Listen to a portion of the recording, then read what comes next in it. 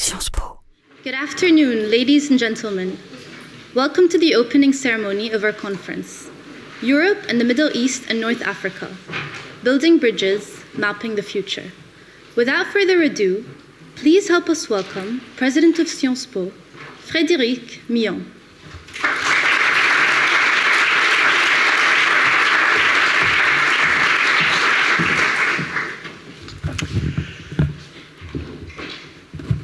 Messieurs les ministres, Mesdames et Messieurs les ambassadeurs, Madame la Secrétaire Générale, Mr. Director General, dear Adnan, dear members of the board of the Kuwait Foundation for the Advancement of Sciences, Mesdames et Messieurs les professeurs, ladies and gentlemen, dear students, it is a great pleasure for me, it is a privilege to be with you this afternoon for the opening of this second distinguished KFAS Sciences Po conference, which, as we were just told, will be focusing on the ties between Europe on the one hand, the Middle East and North Africa on the other, and on the question of how we can build bridges between those regions in order to map what we hope will be a better future.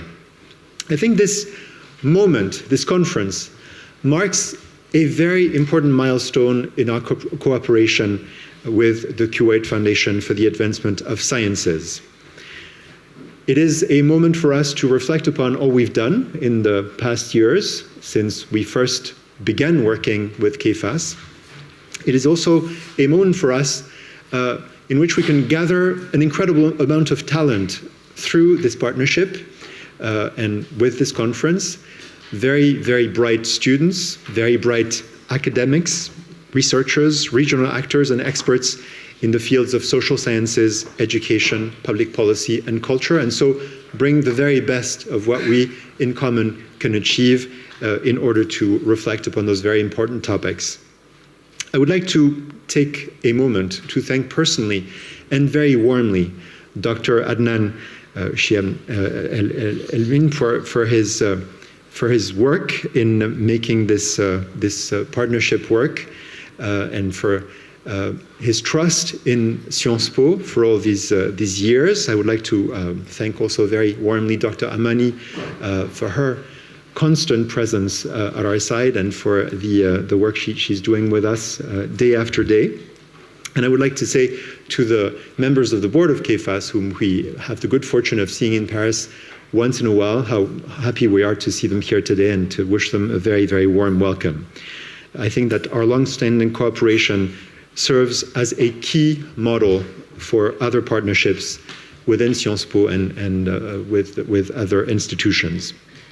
Our program over the years has grown into a multifaceted adventure and endeavor, supporting students, supporting professors, supporting research and academic events, with a special emphasis on this very question of how we can build bridges, on how we can foster mutual understanding, how we can build joint initiatives between our regions which will ultimately help us know one another better and work better together.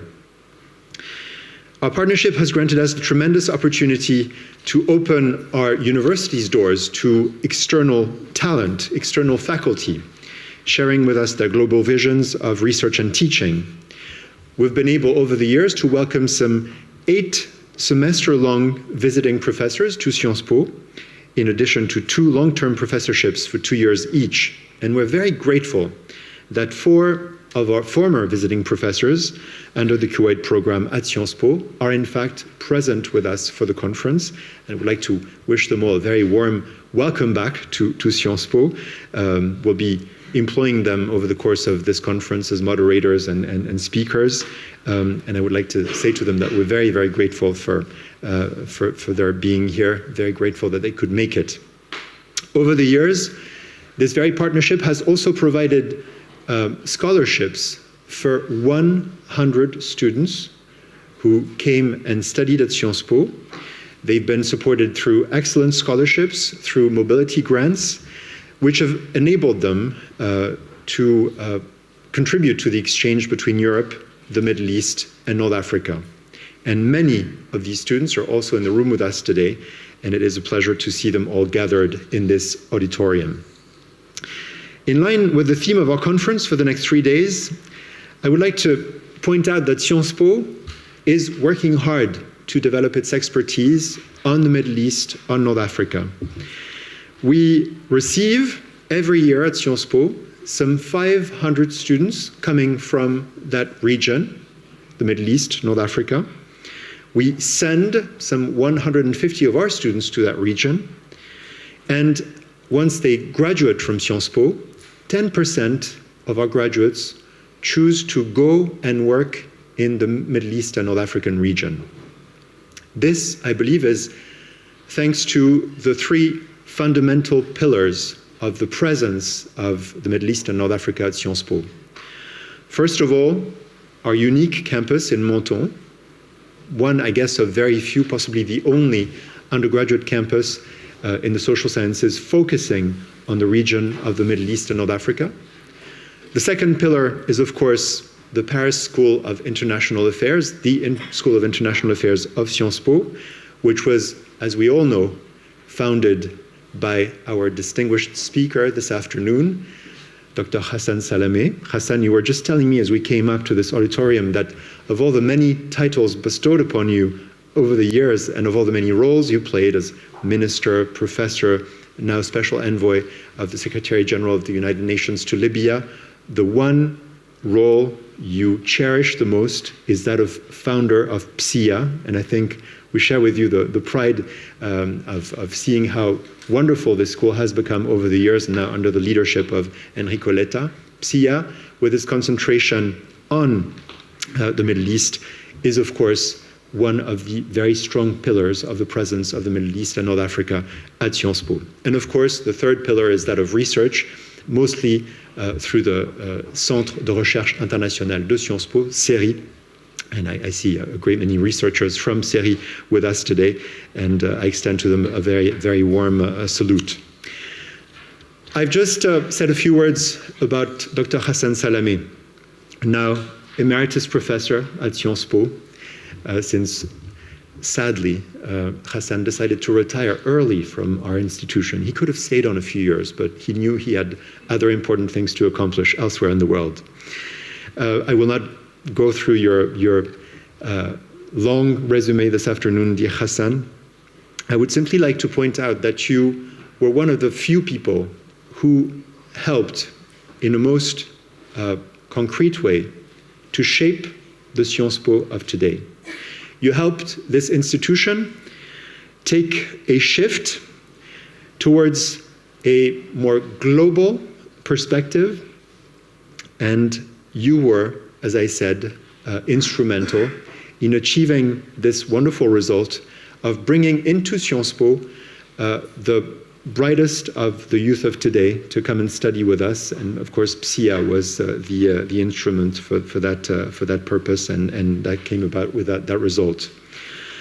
Since your beginnings at Sciences Po, dear Ghassan, as a professor in international relations over 3 decades ago in 1986, you've contributed to the training, to the formation of generations of people who have now become leaders in the field of international relations, or people who've become great specialists in that field. You were telling me also as we walked up that wherever you go now, especially in the UN system, you encounter a number of people who greet you as their former professor, their former dean, and it's wonderful to see all those alumni populating the international institutions of the planet, and I hope working to better the future of the planet. So the debt of Sciences Po towards you, Ghassan, is enormous, and we're very grateful to you for being with us this afternoon for the first time in 3 years, for the first time since you left your position as Dean of the School of International Affairs of PSIA. You had to work to make this possible. You had to leave Libya under very difficult conditions to find a plane from Tunisia that could bring you into France in time for the conference. And so please accept our very, very warm thanks for making this effort. It is a wonderful treat to have you with us tonight. But before we hand over the floor to Ghassan and to Vanessa Scherer, our Vice President for International Affairs, who will be moderating this lecture. I would like to welcome to this lectern the Director General of KFAS, the person without whom this partnership, of course, would not exist. We've been working over the years, as I said, in depth with the people at KFAS to get to know one another, to understand our respective needs and capabilities better. I'm extremely, extremely grateful to Dr. Adnan Shiab El-Din for the trust he's placed in us from day one, for the advice he's been able to provide to us over the years to make this partnership work better. What we are celebrating this afternoon, and which we will be celebrating tomorrow and the day after as well, is a very strong bond of friendship and collaboration. So please join me in welcoming to this stage the Director General of KFAS, Dr. Adnan Shiab El-Din. Thank you.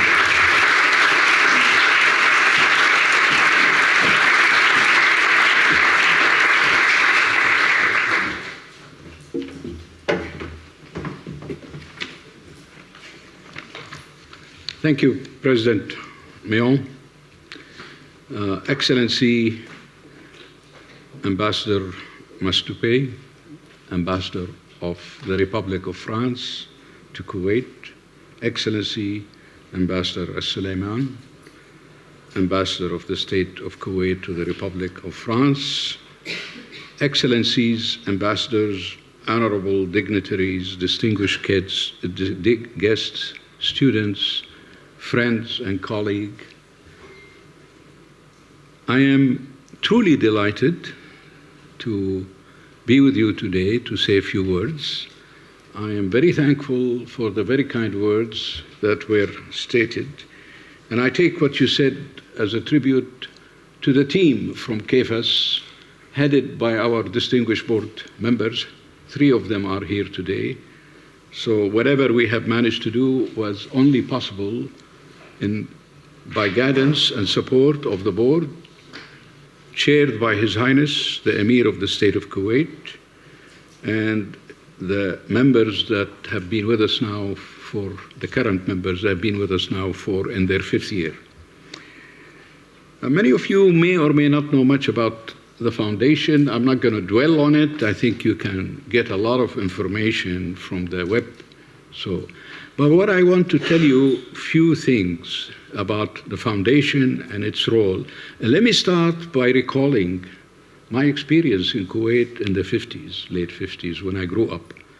I grew up and I attended one of the best schools and the best campuses you could ever imagine, which is now a university campus, Shuweikh High School, which was state-of-the-art, not only in terms of buildings, but in terms of the concept, the faculty, the teachers, which was amazing.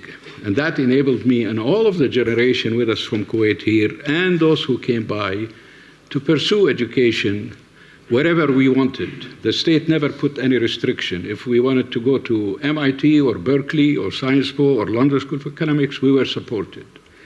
And I cite this thing as a genesis of how and why KFAS was established, because there was a vision long before oil was discovered and exported about the importance of education in Kuwait in the 20s and 30s. And it was a vision that was implemented through partnership between the private sector and the state. Long before oil came in, there was a system of education that was installed, supported voluntarily by the private sector. 1920, 1930s, establishing system of education, building schools, and it was basically the private sector that went to the Emir of Kuwait then in the 20s, 30s. He said, we are ready to pay our fair share, and it was agreed upon. So that was long before oil was discovered. So education and the importance of education was ingrained in the fabric of the society in Kuwait long before oil, but it remained so after. And I think that's important. So KFAS came about as a continuation of the partnership between the private sector and the state that started almost a century ago. So in 1976, another initiative of the private sector and the government met, and KFAS was established by an Emiri decree, and it came to be known Kuwait Foundation for the Advancement of Science. Basically, it's a state organization, but funded exclusively by the private sector, but managed and governed and guided by the head of the state. And the board he appoints to make sure that the vision and the mission is being implemented. And so I wanted to salute, at this point in time, the vision of the leadership of Kuwait a century ago, at the time I went to Shuwaykh High School, and today when KFAS received such a support from the state. I wanted to start with this so that you know what is the role of KFAS. KFAS is an organization that funds advancement of science and technology as an agent of change. KFAS is an agent of change. KFAS is a catalyst. We fund activities within Kuwaiti institutions, scientific, educational, innovation, in order to build capacity and to address the challenges that the society meets. We do that by funding activities within institutions in Kuwait. We do this by setting up institutions. We have set up so far 5 or 6 centers dealing with research on diabetes, dealing with the gifted and talented, dealing with youth, advocacy of science, open museums, entrepreneurship, and I'm not going to, publications, advocacy of culture, scientific culture throughout the society. That's what KFAS is all about. But also you can imagine why we have the program with Science Po. We have the program with Science Po, with London School of Economics, we have the program with Harvard, with MIT, with others, because we recognize, just like the founding fathers of Kuwait recognized, that you cannot progress and develop if you remain closed society. You had to open up. And Kuwait was always, as a merchant state on the Gulf, was always embracing openness. Openness to various ideas, openness to various cultures, openness to different values, and that's how societies thrive. And KFAS is an agent of change within this vision. Openness on the outside, collaborating with the outside, centers of excellence. We don't fund activities in Science Po because we want to fund activities in Science Po. We fund activities in Science Po under a program, 3 components. President Mayo mentioned them, but we fund them because they help us through the activities that's mutually of interest to both sides to build capacity in Kuwait, to build capacity in the Gulf, and to build capacity in the global community. And we know that today we need openness, we need understanding, we need bridges, not just of science and technology, bridges to know-how. That's important, that's what we do. But we need also bridges to different values, different cultures, because the world cannot be progressing and developing if we don't build such bridges. So that's really what we do. Now, there's a growing list of issues, especially these days with the different political system, populist and what have you, that are more protectionist.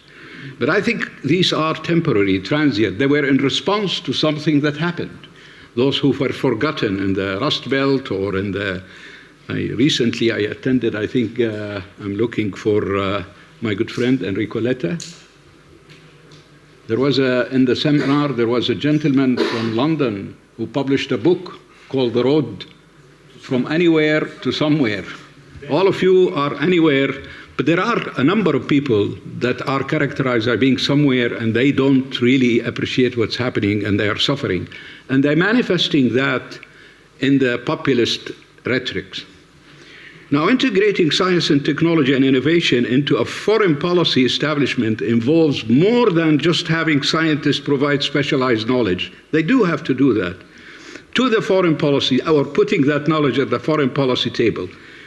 It is important, but it also requires applying how scientists fundamentally think about the problem solving.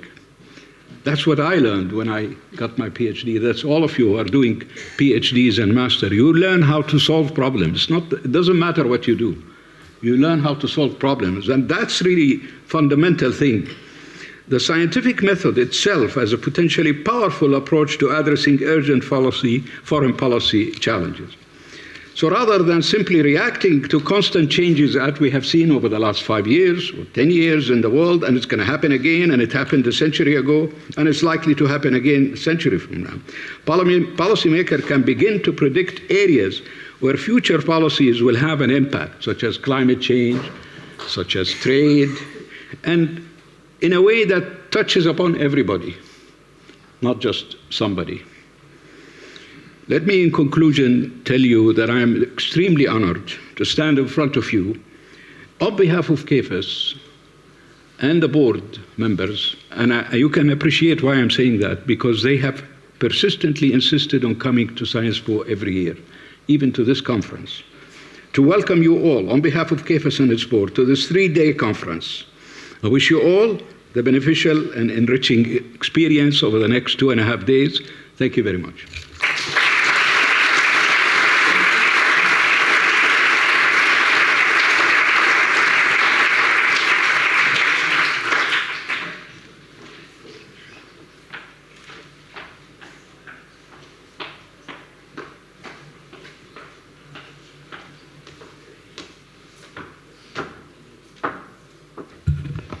It is with great honor that I now welcome Vice President for International Affairs at Sciences Po, Dr. Vanessa Scherer, and after a long absence, founder and former Dean of the Paris School of International Affairs, Professor Ghassan Salame.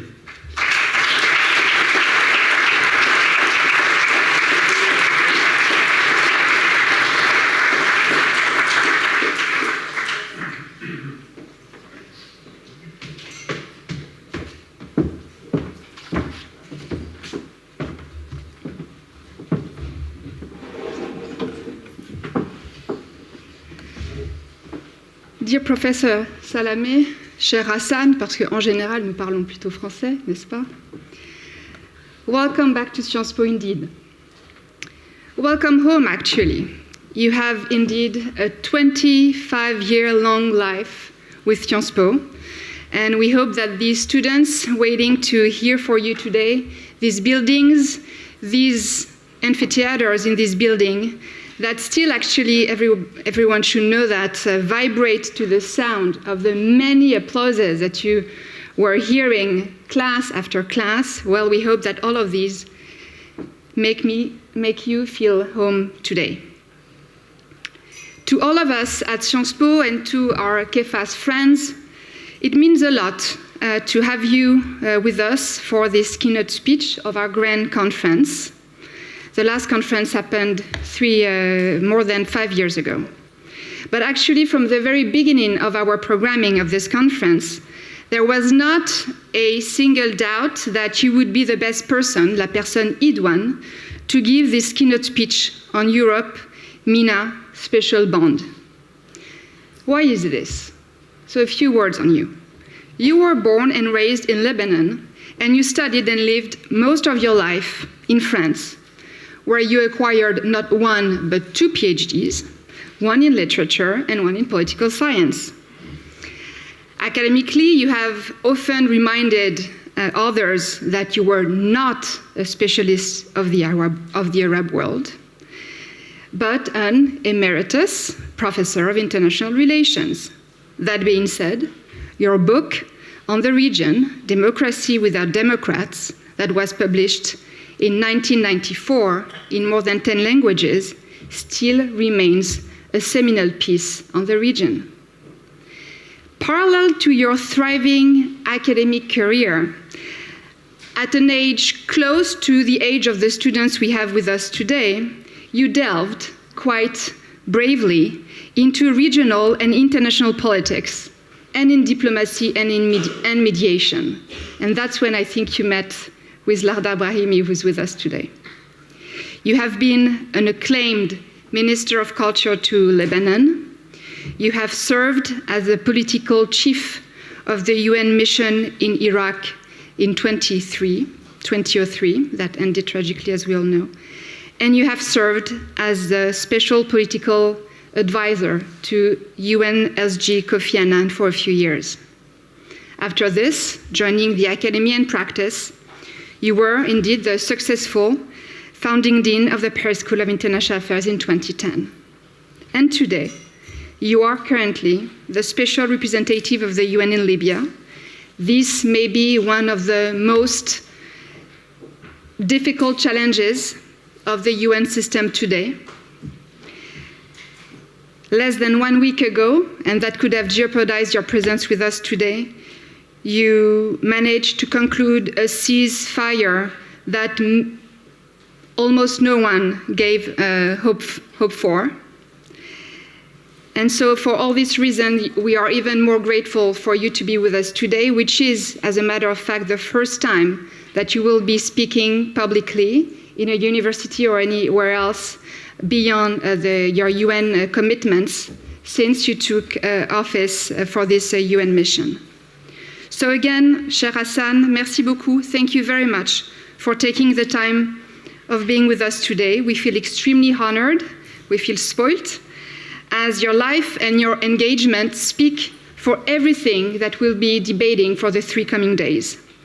We cannot wait to hear your views on the special bond that ties our regions together and that you embody so well. So with no further ado, your floor is yours.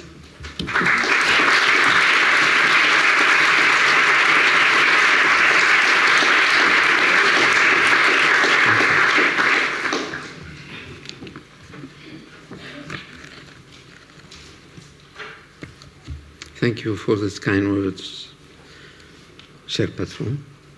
Thank you for your kinder words, dear Vanessa. PSIA was created also with your strong support and help. And I thank you for that.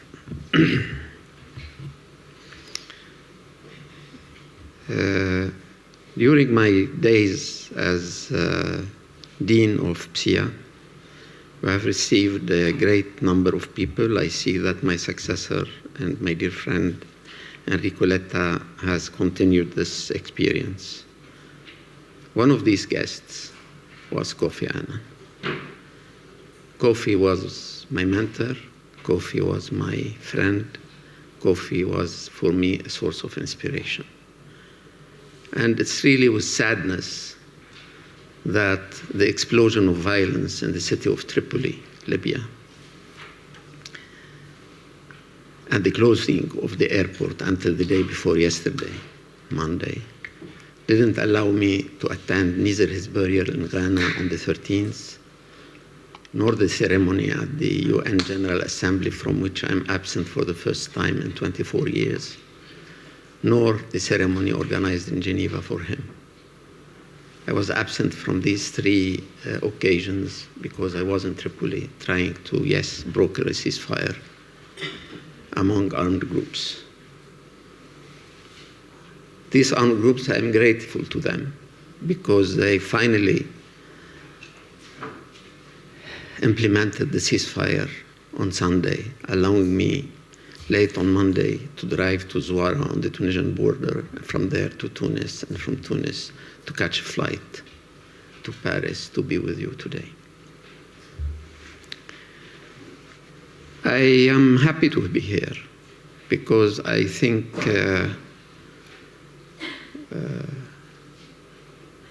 it's an occasion for me to see that the cooperation between Sciences Po and KEFAS has been thriving since I left Sciences Po.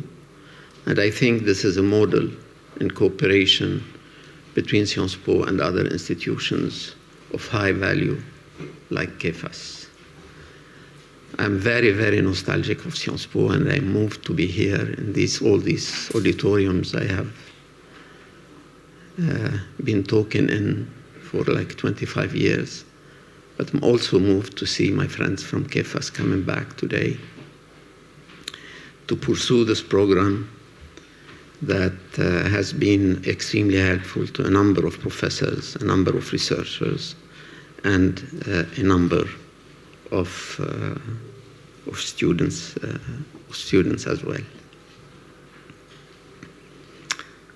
Is the Europe-MENA strategic bond a myth?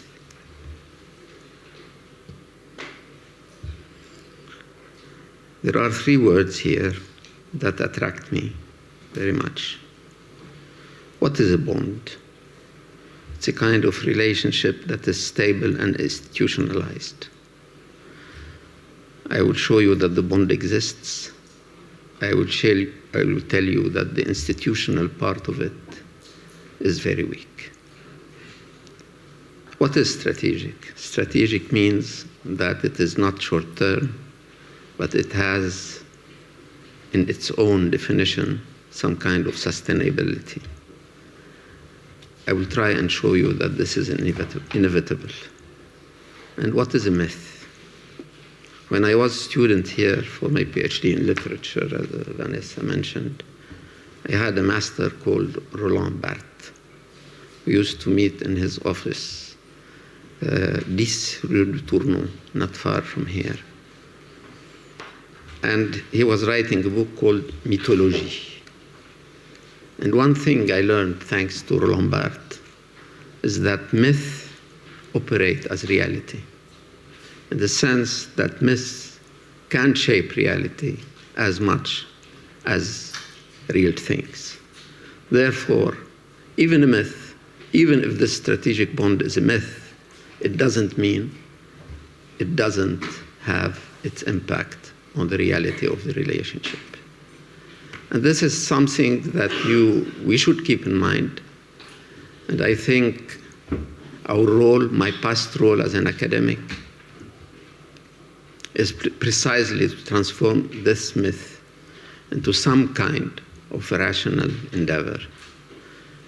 But for the common man in the street, a myth is more often than not a driving force for his behavior rather than rational reality.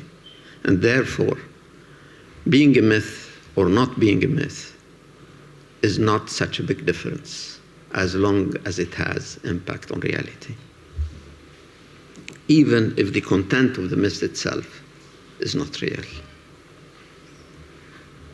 Let me start with an anecdote. Last week I was running from one armed group in Tripoli to the other in order to produce a ceasefire. The fighting started on August the 27th. It became very vicious. And since there is no real government, it was our role to try and broker that ceasefire. At the end of the day, we finally brokered that ceasefire. We had some violation later, but we confirmed the ceasefire this Sunday, 3 days ago. When I went back to the Guantanamo type of place I am living in, with 240 Nepalese soldiers and 18 Romanian close protection people, I looked at my phone and I saw a number of telephone calls from European ambassadors to Libya, but who are living in Tunis, neighboring Tunis, while we have moved back to Tripoli on February the 1st.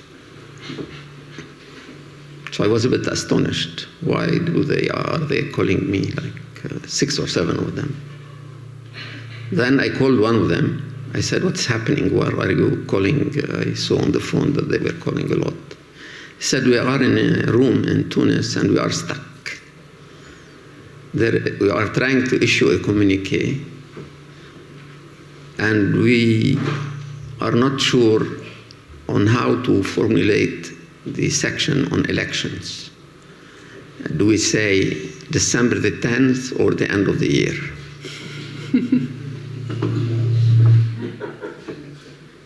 It was something that tells it all about 2 words living in different times. Tripoli was on fire everywhere, and a group of ambassadors in Tunis were fighting on a paragraph in a communique nobody's going to read. That is the beginning of the problem. That is one of the problems. And it shows that there is one issue we need to deal with. The world can be moving together towards another future, but it doesn't move at the same speed, and it doesn't live in the same age, nor in the same time. And certainly, from a single event, it doesn't take the same essence. Some people would insist on one thing, some other thing, some other people would think about some completely different thing. You can see this through the three parameters I would like to apply to this strategic bond myth. That is geography, demography, and ideology. First, let me say something about geography. We lived for a while, for like 20 years probably, in a time, including in this school, where we basically thought that borders were falling, walls were being destroyed, and a sort of dynamics of globalization was engulfing the whole world.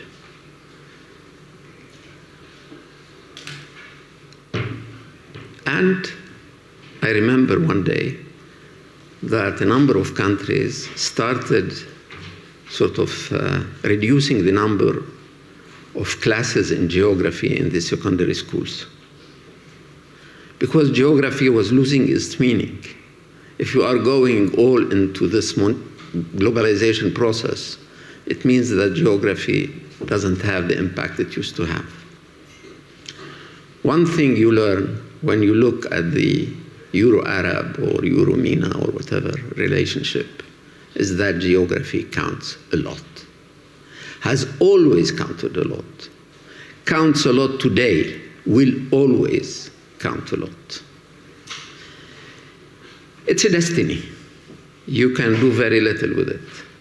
I'm not going to go into history. Let me remind you that Herodotus basically wrote about it, about the fact that one, say, European country then, the Greek, or the Greek cities of that time, were trying to stop the expansion of the Persian Empire to the west. And he became famous for something that rings a bell in our days. He was treated by many Athenians for being a traitor, because he wrote about the Persians who were attacking Greece at that time in very objective terms. And the Greeks didn't want to hear something objective about their enemy. And nowadays, when I read some of the essays that are very publicized, I feel that Herodotus would not have liked that.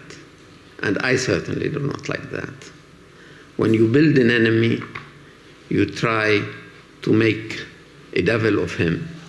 But it was when you speak objectively about the enemy, you are treated as a traitor.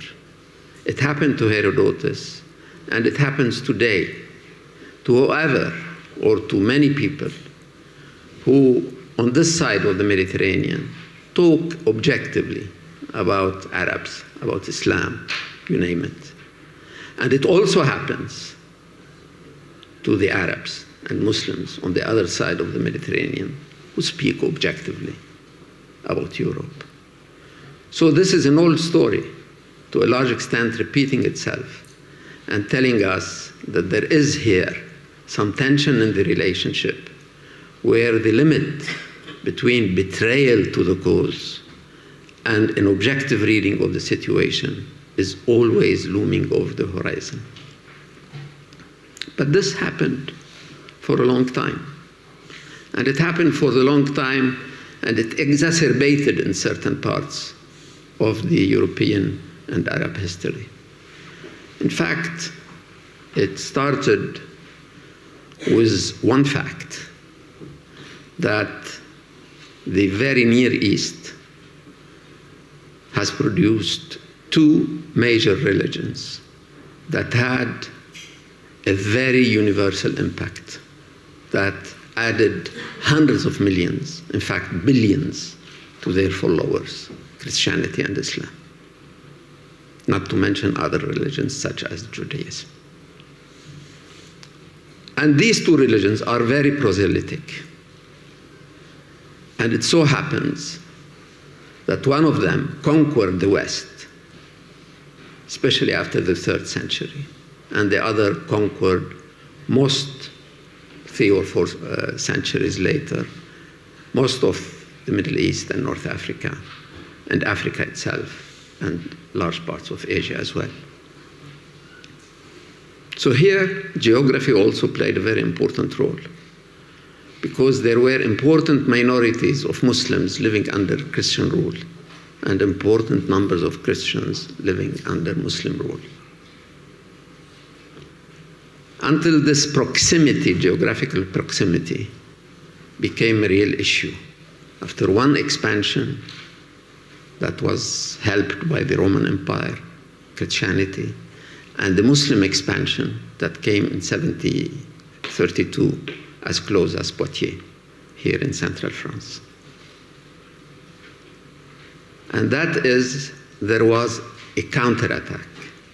Starting in the 11th century, Christianity again felt that Islam was becoming a threat in its own domain. So you could see the recapture of Sicily in 1066 or 60, then the beginnings of Reconquista in Spain, then the Crusades as the first attempt to stop an expansion that they felt. It was very difficult to have an ideologically acceptable view of the other in such a big confrontation. Here comes the third factor. That is commerce and demography. While these were basically wars, we saw that trade flourished in parallel to war, in parallel to conflict, which means that geography at the same time led to tension and confrontation, but also can lead sometimes to exchange and to peaceful relations.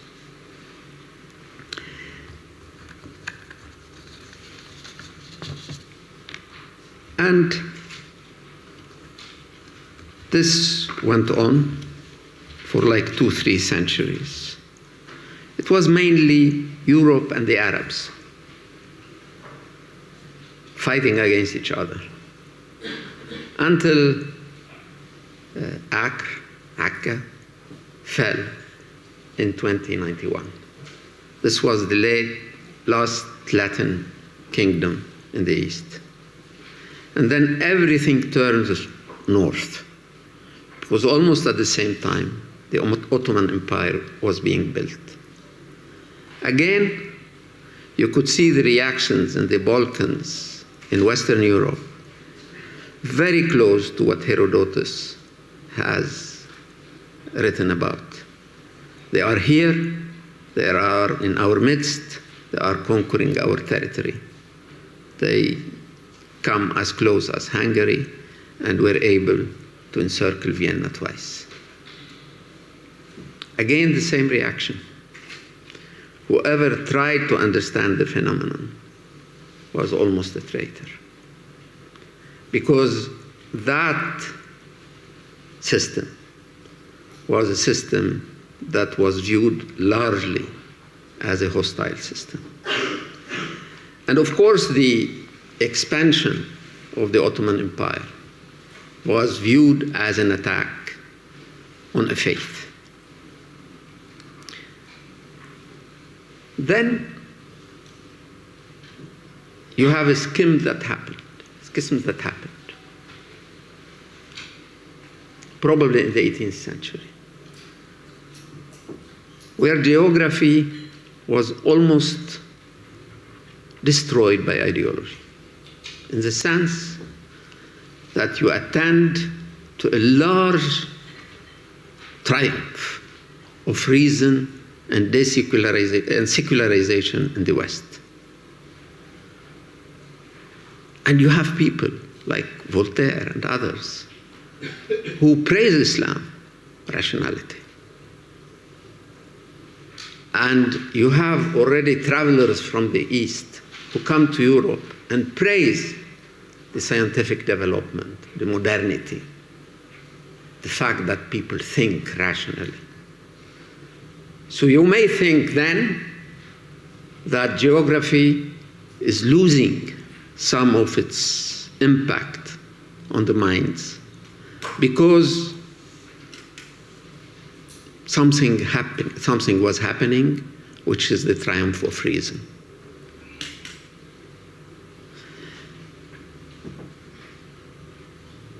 But then we were faced with the limits of ideology in this kind of cases.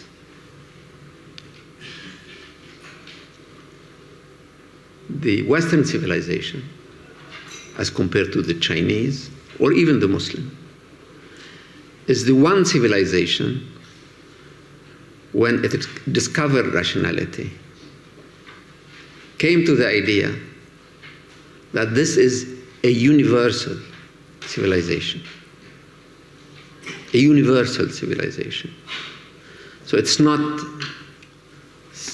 les droits de l'homme, pas les droits de l'homme français. It's a déclaration universelle. So the idea that this civilization, made of material development, made of rationality, is somehow universal. You'll find here the foundations of neoliberalism and neoconservatism at the same time. Because neoliberalism and neoconservatism have the same foundation. The idea that other civilizations are necessarily going towards progress and rationality. They are going to copy the Western model to a large extent. They are going to create KFAS everywhere. Because KFAS is a scientific institution dealing with technology and diabetes and things like that. So it's a universal civilization. But there was some resistance to that. The Ottoman Empire resisted until the mid-19th century. The Arabs resisted. Everybody resisted.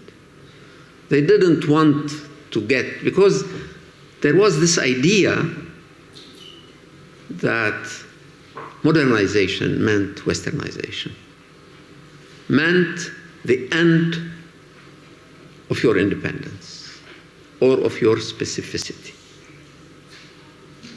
It was a defensive attitude because it was clear to everybody in the 19th century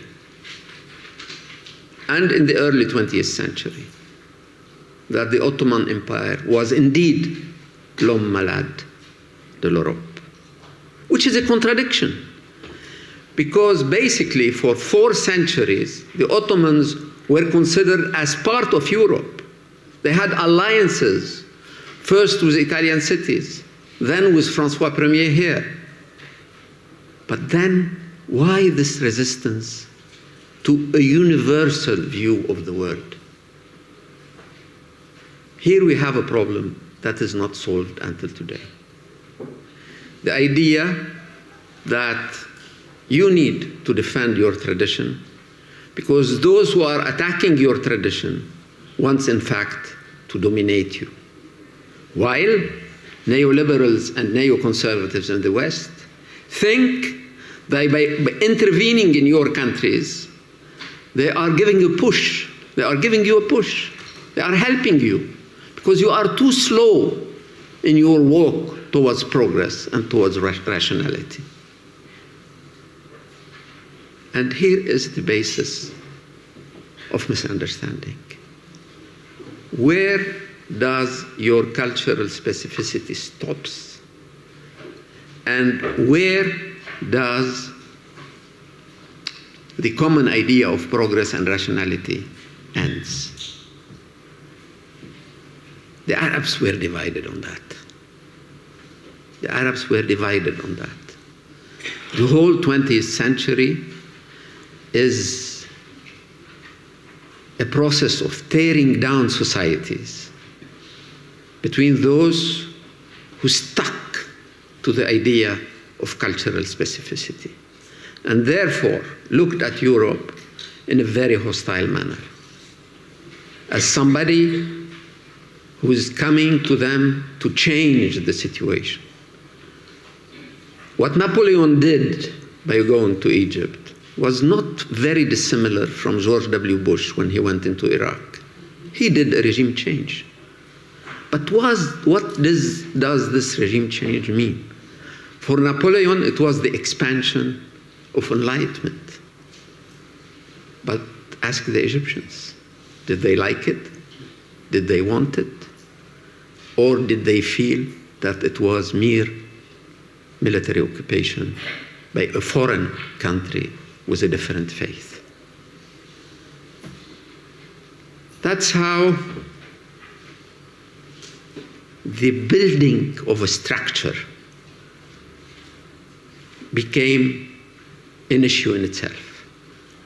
On the one hand, people could not ignore the heavy weight of geography. Whoever expanded to the neighbor first. So there was all this colonialism of the 19th century to North Africa, to the Gulf, later to the Levant, to wherever the white man could go. With this idea that we are spreading progress everywhere. But the societies were torn by this imperial idea. They were torn, they are still torn until today. Some accepted this, and some didn't accept. And here came a very central event. That is the Suez Crisis of 1956. My friend Moratinos knows how much I give importance to that moment.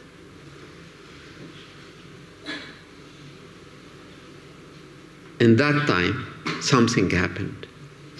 The dialogue that was going on between the two regions, the two proximate regions, was overshadowed by the arrival of the two giants of the Cold War.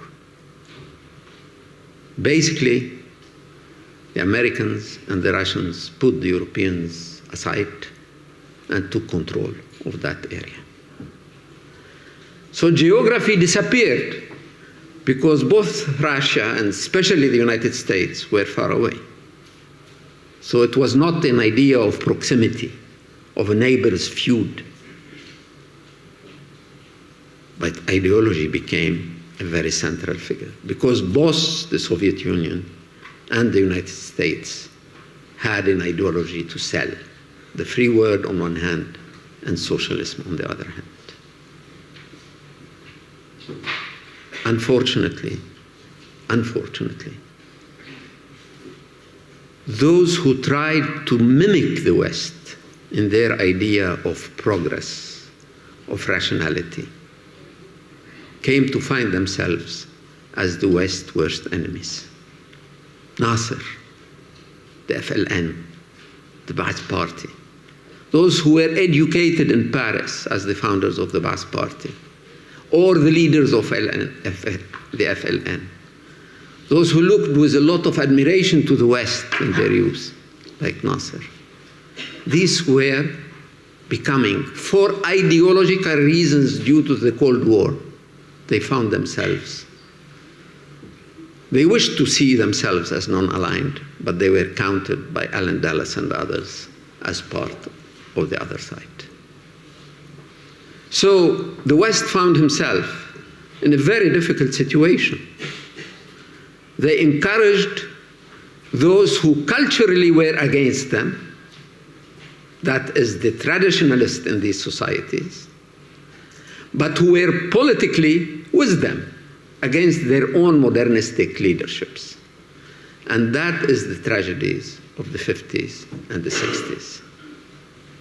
Add to this the question of Palestine, and you will understand how venomous this relationship came. So came the idea.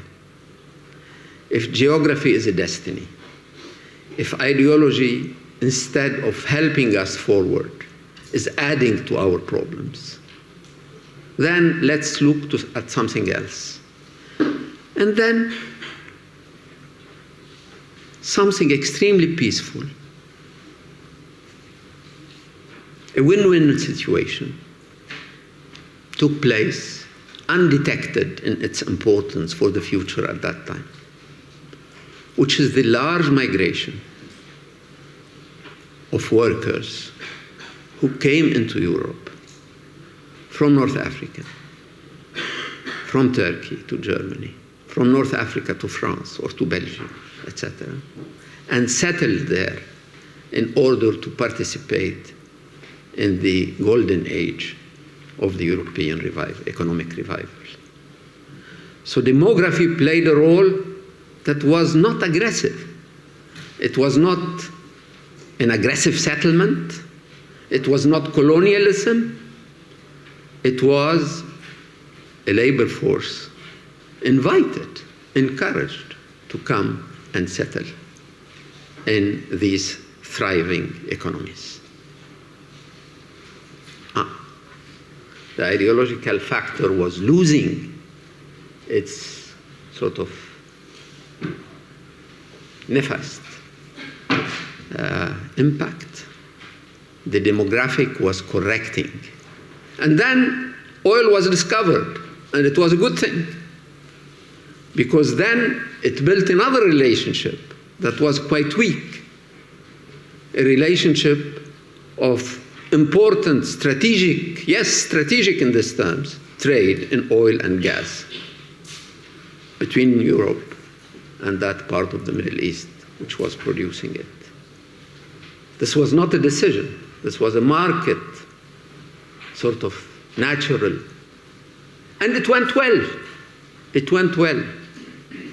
The demographic transition went well. The demographic sort of movement into Europe went well.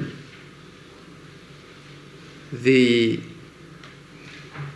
sort of opening of the oil economies to European trade went well in the 60s, the 70s. So for a time, it made up for what the ideology and the geography had brought in terms of confrontation. But then, we are post-Cold War. We are post-full employment in the West. We are post-progressive ideas. We are post all the dreams we have been teaching about in this room for 25 years. We are in a world that has changed, and that both sides need to look at now beyond only geography. If possible, beyond the new populist ideologies. And certainly beyond this paranoia about migration and demographics that has engulfed this part of the world. Therefore, we are at a moment of true fear. Fear of the other, fear of its mere presence, fear of the fact that he doesn't speak the same language, he's not interested in the same things. And while the Western man is becoming more and more of an homo economicus, it has no self-defense against the close other as to transform him into homo islamicus, as if God has created two species, the homo sapiens on the one hand and the homo islamicus on the other hand, that would not be like anybody else, looking for his kids' education, good governance, peace, etc. That's where we are. And this is creating a lot of fear. That is why the entire collapse of a country like Libya, transforming it into a corridor for more and more people who want to come here. And I have met them in detention centers everywhere. I've talked to them. They want to go, yes, they want to go to Europe. Europe doesn't want them. It has been successful this year in reducing their numbers substantially. But the number who are still trying to cross the Mediterranean, the number who have been killed in the Mediterranean while trying, has increased, while the number of attempts has been reduced, which means that people are still pressing to go into another world. But the world is changing. The world is changing, and this relation, the Mediterranean is not the main corridor for international trade. It's somewhere else in the Pacific, in the Atlantic, but it's not in the Mediterranean. The world has changed because the demographic evolution is very, very different between France and Niger. The world is changing because basically a number of conflicts has been created but never solved.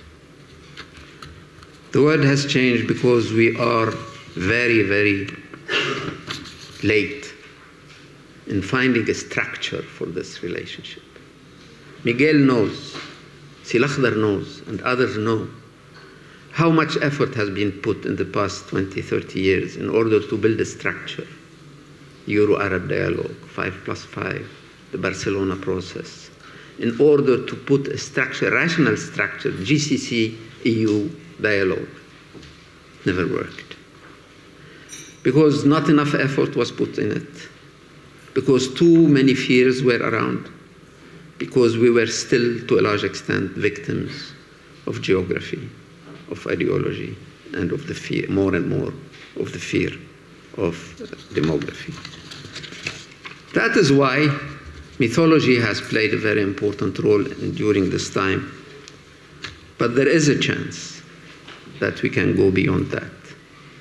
If we first try and close the conflicts that had been created in this part of the world, if we try to introduce some kind of prosperity to these areas, and if we accept that neither side of the Mediterranean is necessarily the center of the world, that other centers are emerging all over the world with completely different agendas than the one that we have been trying to share since Herodotus in the 6th century before Christ. Thank you.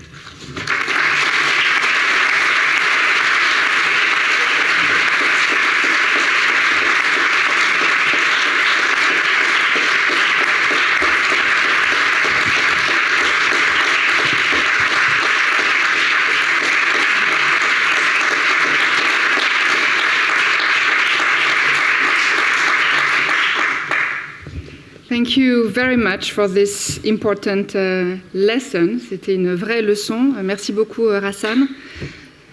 So we have 40 minutes for a debate with Ghassan Salamé. You are very lucky people. Just to remind the rules, you stand up behind the mics. You will take 2 or 3 questions at a time. And we'll ask that you please remain concise in your questions, and you'll please introduce yourself.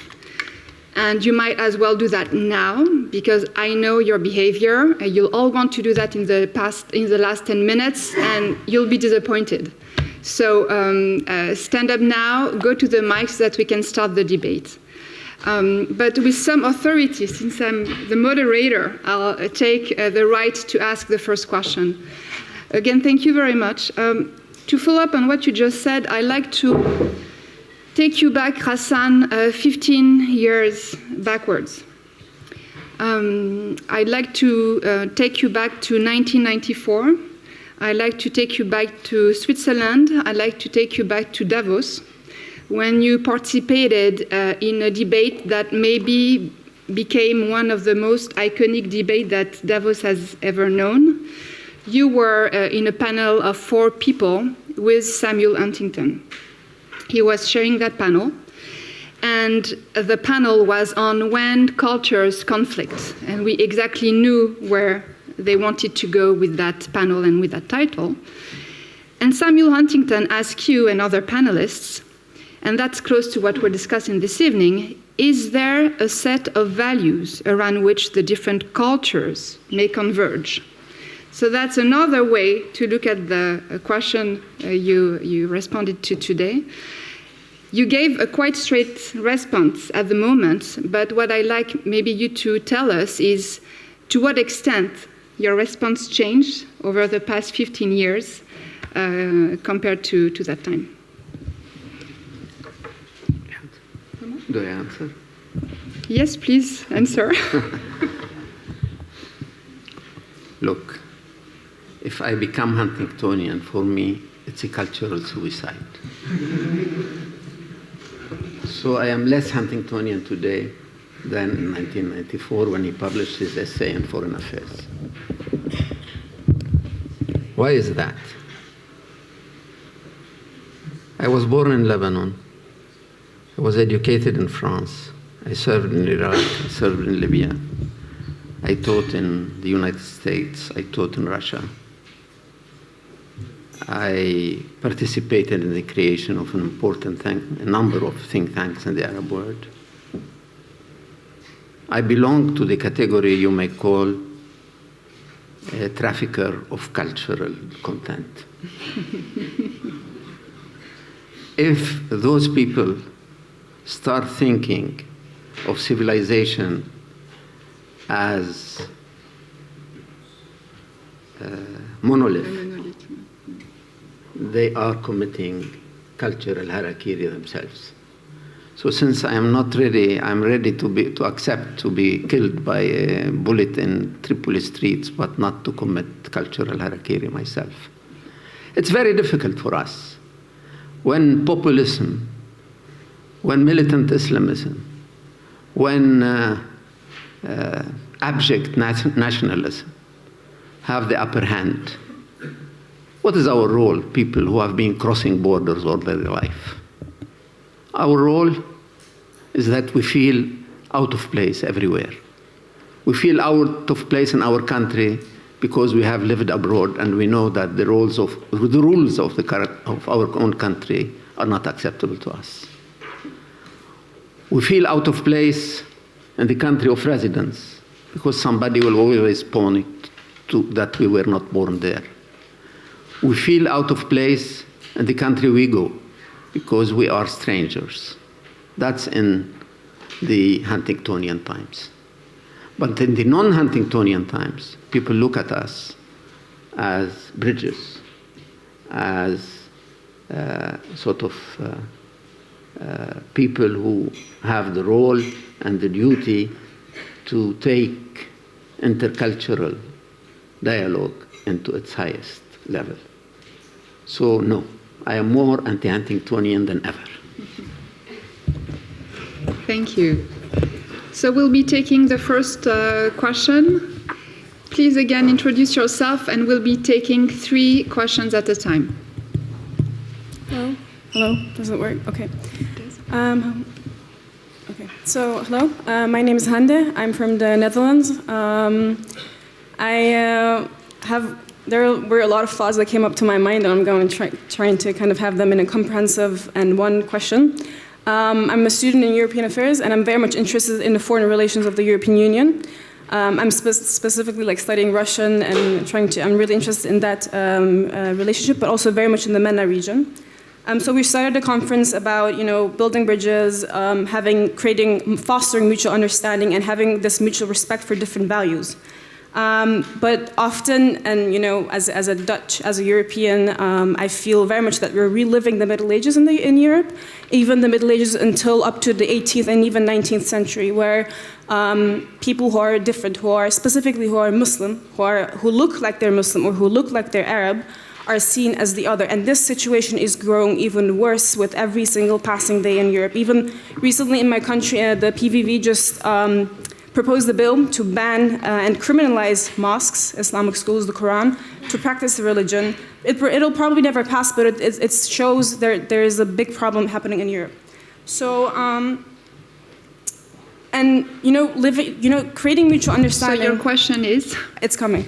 Creating mutual understanding. Please ask a question, because there'll be other questions. I know. Very shortly. Please ask a question. So creating mutual, it's going to lead up to a question, obviously, I have here. So creating mutual understanding and values as, I lost my train of thought now. Thank you. But, so it's very difficult to do that.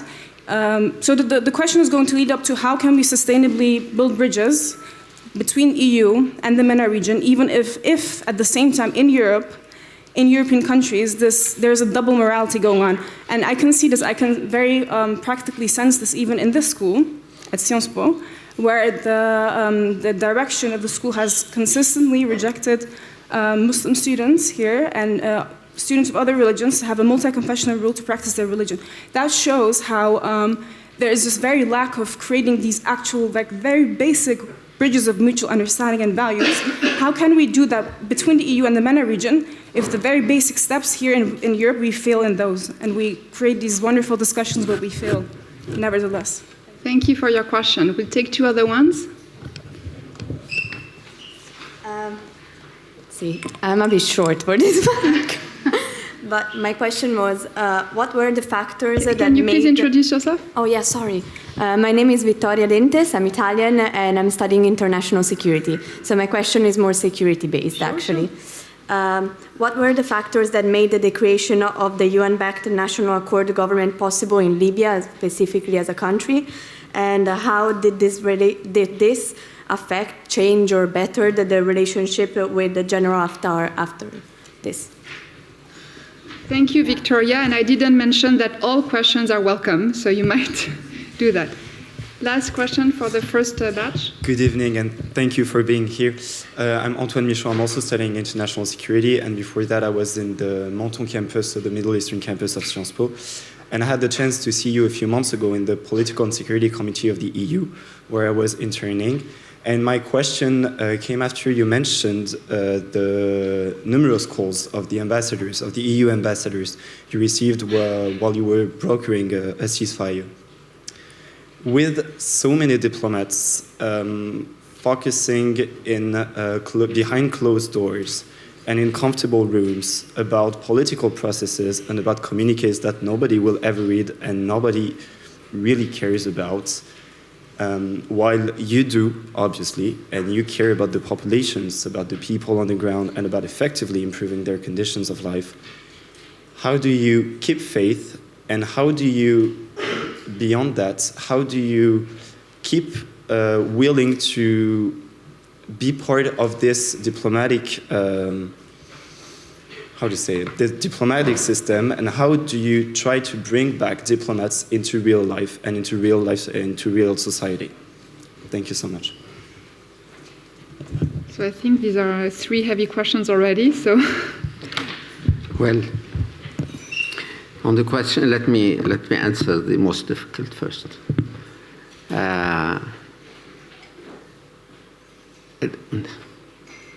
I think that the West should think twice before doing any regime change. I have lived in Iraq in 2003. I was almost killed there, as Sil Akhdar knows. I still have a scar. I went to Libya after the intervention of 2011. And in both cases, I'm asking myself, what did this guy think? Anyway, if you still have regime change in your mind, my advice, never do a regime change before being very sure what's coming after. If you don't know, if you leave it to the population, don't do it. There is no reason to do it.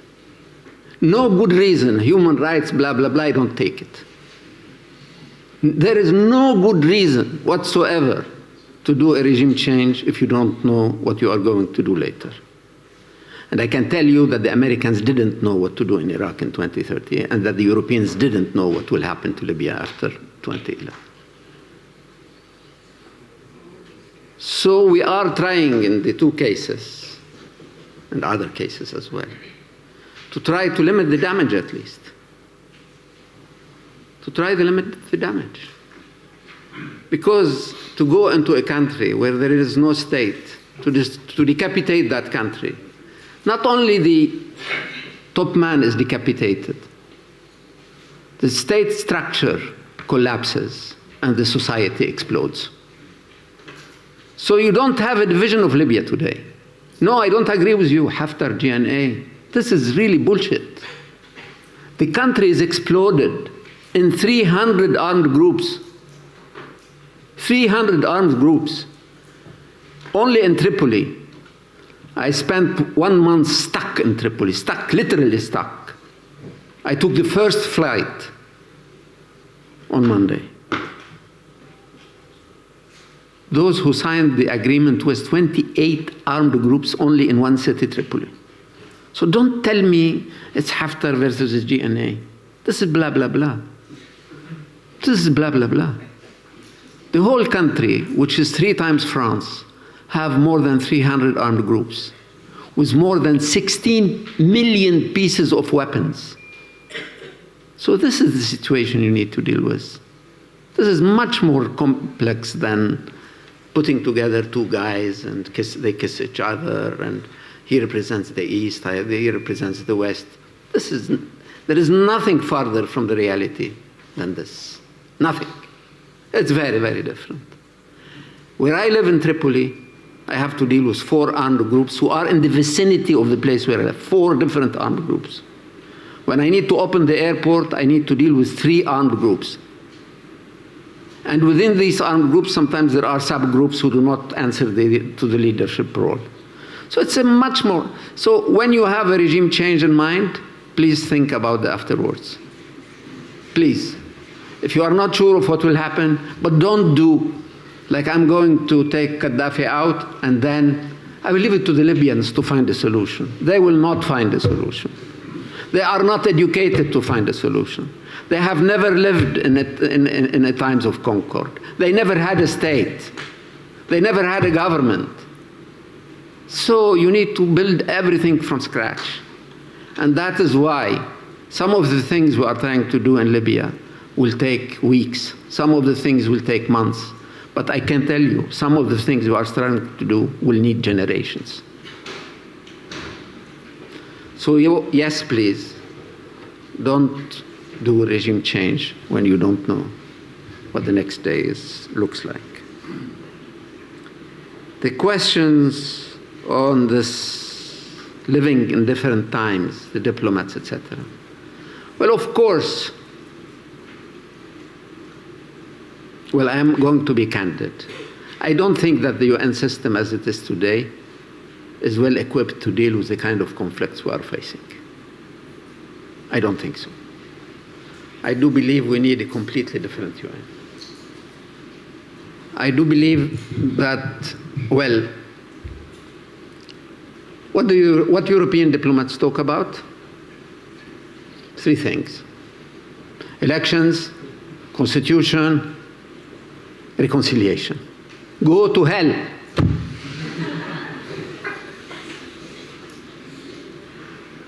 What Libya needs is police and justice. And this to produce is very, very difficult in itself. If I can secure only half of the city with effective regular police, this is much more important than a whole constitution. But the UN and most Western countries have only one thing. Where is the constitution going? There is article, I don't know what, where the human rights are not properly protected, gender rights, etc. And the UN listens to them. And that's why we have missions where it's very, very hard to be creative, because people have been used to constitution, election, reconciliation. This is not an answer. I can bring you all the Libyans you want, and they will be here, they will kiss each other, have a nice photo, and then say you goodbye and go and fight in Tripoli.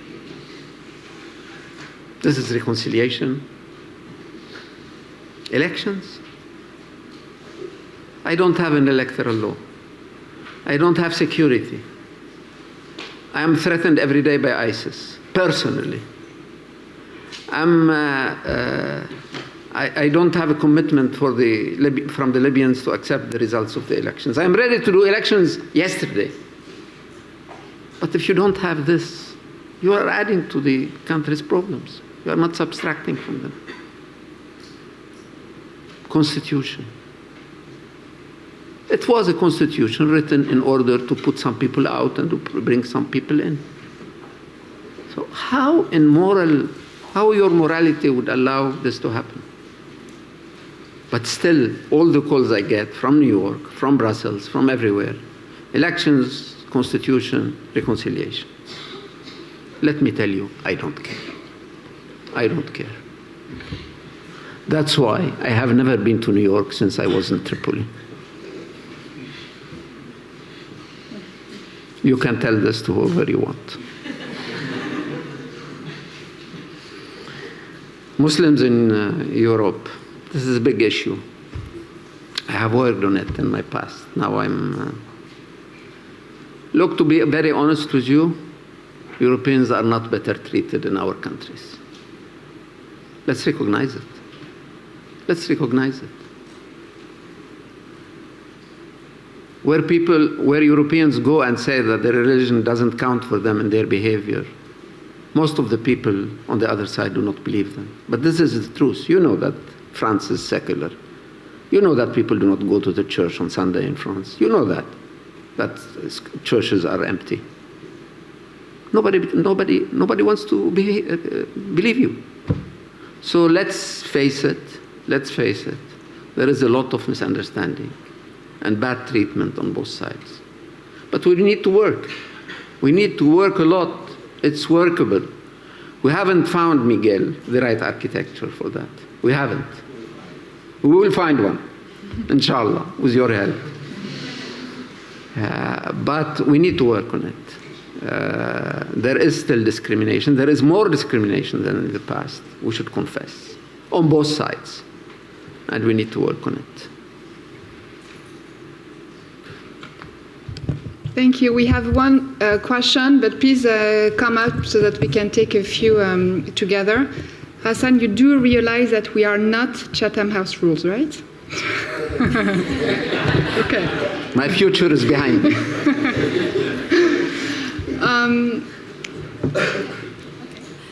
Please. Hello, my name is Bayan Al-Fadil. I'm Syrian. I'm doing international security. I had a question, now it's two. The first one about the new migration issue, and the last meeting happened to increase the budget of Frontex, and including Egypt to make migration camps in the sending countries. I just want to know your opinion about that, about building bridges. And the second one, now when you talk about Libya, what do you think is better? Keeping the government as it's been in Syria, or taking it away? Thank you. I don't have this dilemma in Libya. There is no government.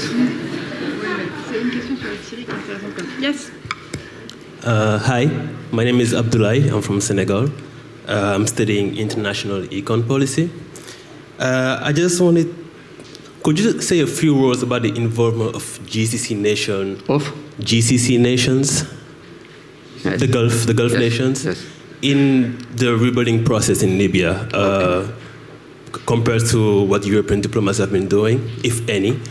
And maybe related, you've touched a little bit about how economic determinants in the 20th century, migration from into Europe to participate in the rebuilding process, or the oil economies in the Middle East, have sort of mitigated the ideological divide between the East and West. Can you repeat the second question? Yeah. So you've touched a little bit on how labor force migration in Europe, or the emergence of oil economies in the Middle East, have sort of created this detent that trumped the ideological divide between the two sides in mid-20th century. Do you see, going forward, any sort of similar trends that could have the same effect, especially, again, in relation to GCC nations? Thank you. And we'll take the third question here. Good evening, Professor Ghassan Salame. My name is Khalil Mahani. I am French-Algerian, and I study in the urban school at Sciences Po. So if not the Westerners and their constitution, what about the Arabs in the Libyan case? And more broadly speaking, what do you think about the friendship in the Arab world today, and maybe some views about Arab unity today?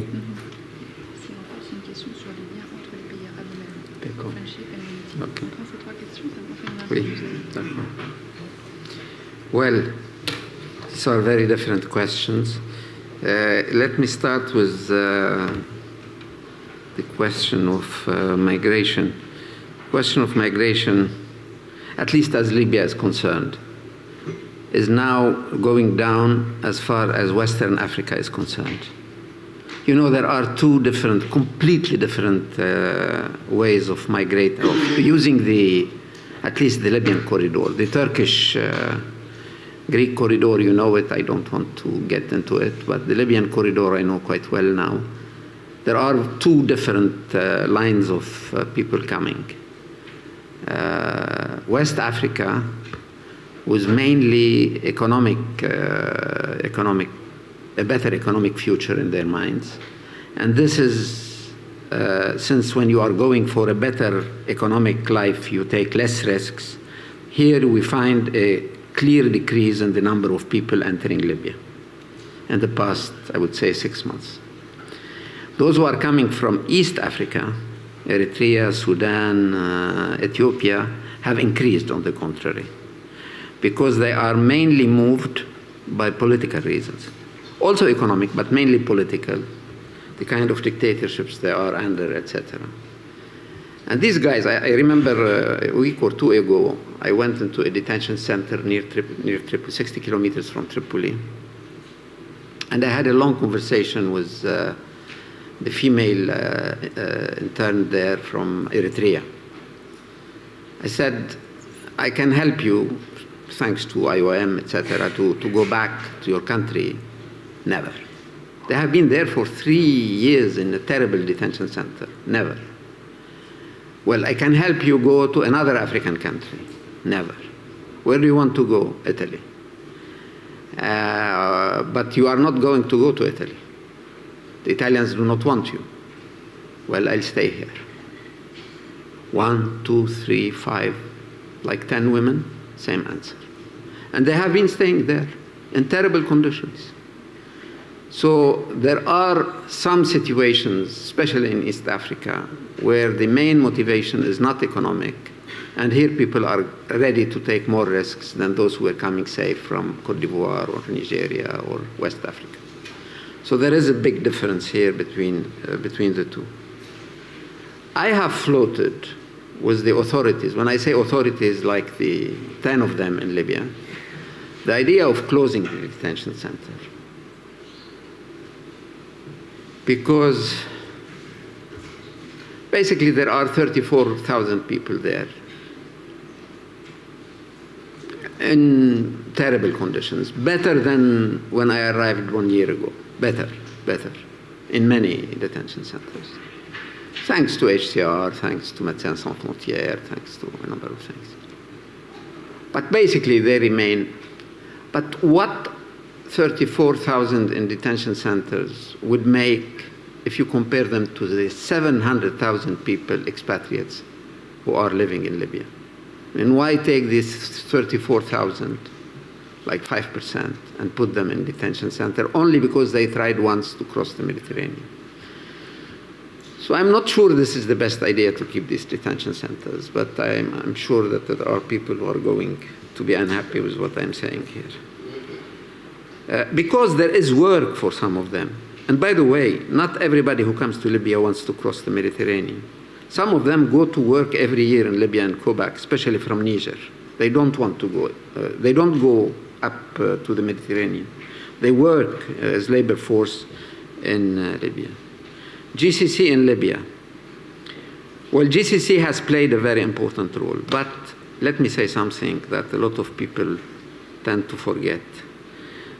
The main instrument for the GCC to intervene had been usually money. That's what the GCC has plenty of. I know they have also diplomatic means, they have also political ideas, they have also sometimes weapons, they have also planes, but it's mainly means. Well, it so happens that Libya doesn't need money. That's why I sometimes joke with my Libyan friends. I tell them, look, the Lebanese were stupid enough to fight their own war with other people's money. You are even more stupid. You are fighting your war with your own money. They don't need money. Libya today is producing more oil than any time in the past 5 years, since 2013. The price of a barrel is higher by 20% as compared to 6 months ago. So this year is going to be, by the way, the IMF issued a report yesterday saying that Libya this year has the highest level of growth, 16.9%, which gives you an idea about the stupidity of this kind of reports. Because basically, how I read it, I will have more wars because there is going to be more greed among the armed groups for this extra money coming to this country. But this the IMF doesn't say.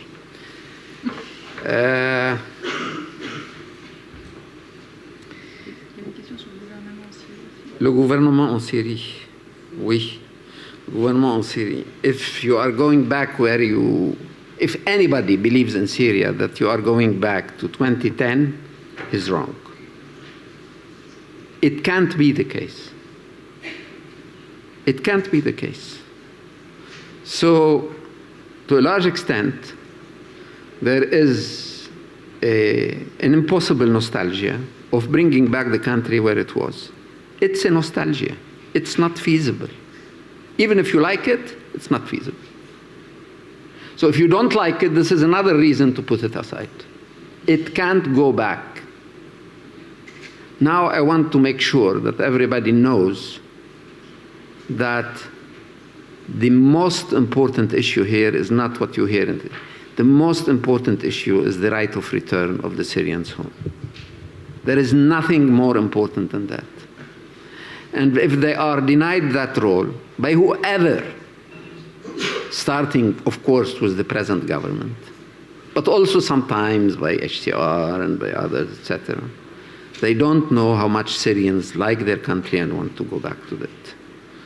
And by the way, those Lebanese who are shouting every day against the necessity for the Syrians to return, they should take it a bit more easily.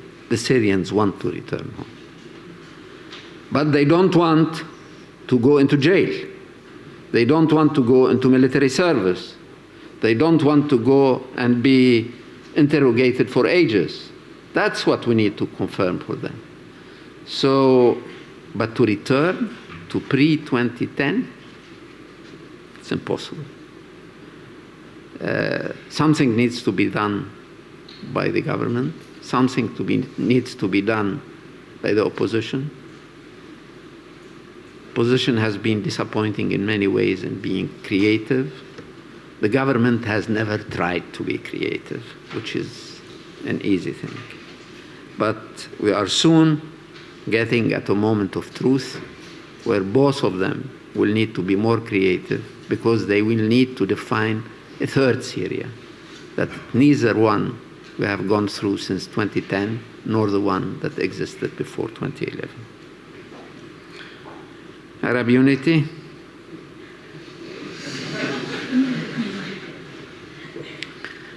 That's one of our problems with Miguel. At one point, you didn't have Orban, and you didn't have Brexit, and you didn't have all these headaches. Europeans were going forward with their project, and it was looking great, in fact. So we thought that this was the moment to start something with the other side. And Miguel was central to this in 2011. I remember the Barcelona process, and that's where I met him first. But then you discovered that while the Europeans had a very clear idea of what they wanted, the Arabs came to these meetings like beautiful ladies going to a beauty contest, each one looking for its own. So being an Arab, I can allow myself to say it. So it was a photo op. At the end, I remember a Dutch foreign minister begging Arafat and Perez for a photo in Malta, begging them. Of course we didn't go nowhere, but give me this photo at least. I want this photo. I was there. Remember Miguel? In Malta, no? So that's what I said. The architecture is not there. We need something more sophisticated, because the problems are much, much worse than what they used to be. Europe is changing, and not necessarily to the better. Not necessarily to the better. And our part is changing, and certainly not to the better. So we'll finish with 4 questions in 6 minutes. So if you can please try to go with extremely short questions, and I'll ask our guests to give quick answers, unfortunately, so that we can... Oh, and there's a fifth question. That's cheating, but that's fine. All right, so let's start here. So hi, my name is Parham, and I'm German-Iranian studying international security here at Sciences Po. I had a question regarding the bridges in between the MENA region. You talked a lot about the bridges between MENA and Europe. I was wondering, what do you think went wrong between the bridges between Iran, Turkey, and the Arab world? Because for me personally, they're not existing at the moment. Thank you. Madame? Hi, my name is Farah. I'm Canadian Lebanese, and my question is super short. What do you want to see the next Lebanese generation doing for the progress of Lebanon?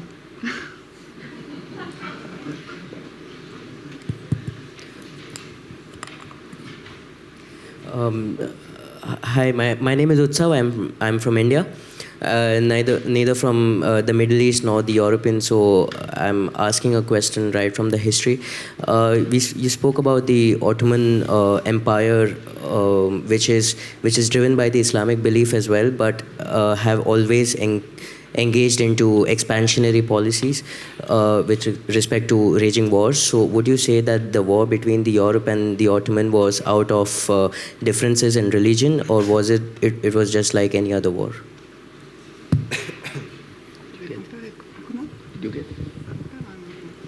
So you want to draw a comparison between what was just described? Yeah, because from what I believe, it does not come from the religious beliefs or the differences between Islam and Christianity, but I just perceive it to be any other war, since they had extreme expansionary policies. Yes, please. Hello. So my name is Eliazar. I'm studying international public management here. My concentrations are Middle East and diplomacy. I cannot describe how much of an honor it is to be here in your presence. All my friends in this room can really attest to that. And being Lebanese, the honor is even more. I had a longer question. I'm going to ask a shorter one. Yes, please. But I think one that means to many of us here very personally. especially people who've known you for a long time, perhaps not myself, but some of your colleagues.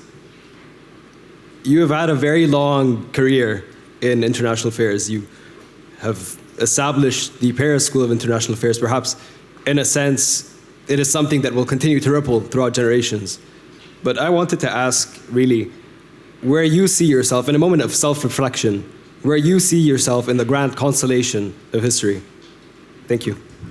This will be the last question you will take maybe at the end. Thank you for that. Yes, please. Good afternoon. My name is Sofia Vargas. I come from Colombia.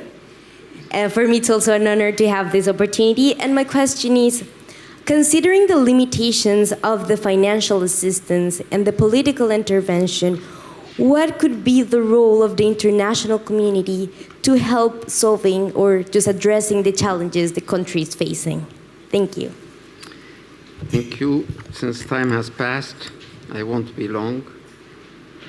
I will ask the first. I will answer the first question, which is very interesting: Turkey and Iran. Imagine for a second what the world would have been if Montesquieu, instead of writing Les Lettres Persanes, has written the letter Shiite.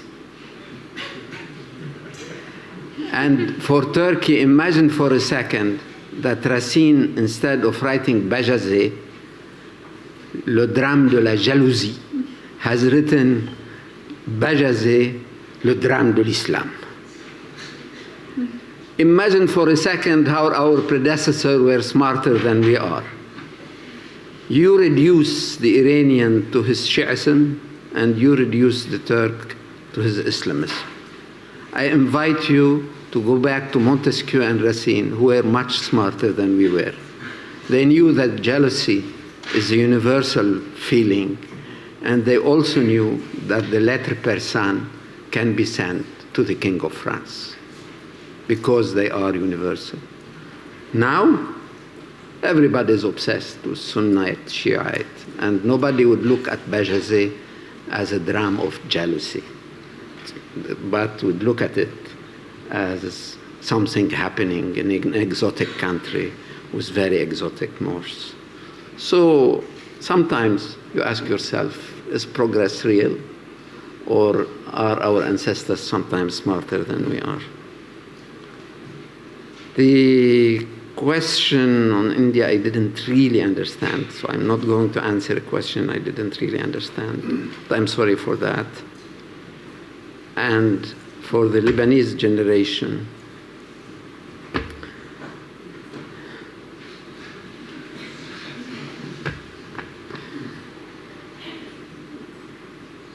we should learn a lot of modesty. I think we are not modest enough in the way we look at ourselves and at the world. Thank you very much.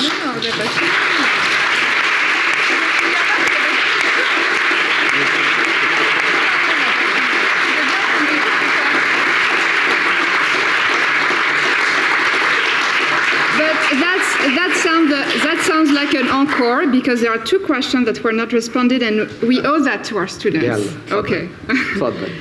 So where do you see yourself, like the Lebanese student asked? And there was a question in Colombia as well. Yes, qu'il disait quoi? Je n'ai pas compris. Okay, il n'a pas compris. Yes. So your question was about? Yes, so considering the limitations of the financial assistance and the political intervention, what would be the role of the international community to play to help to address the challenges of the country? Of which one?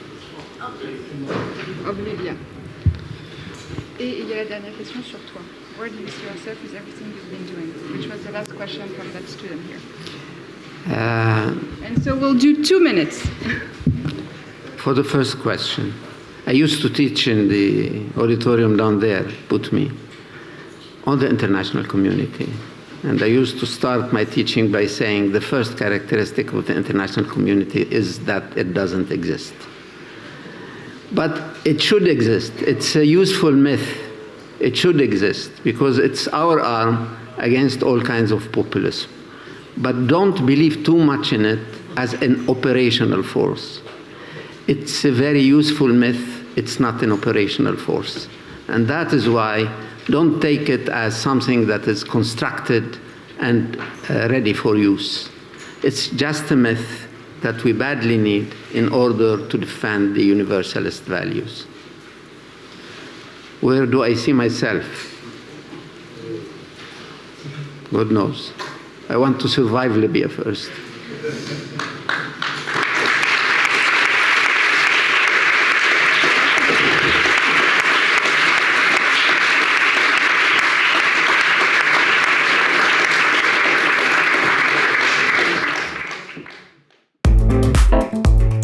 Sciences Po.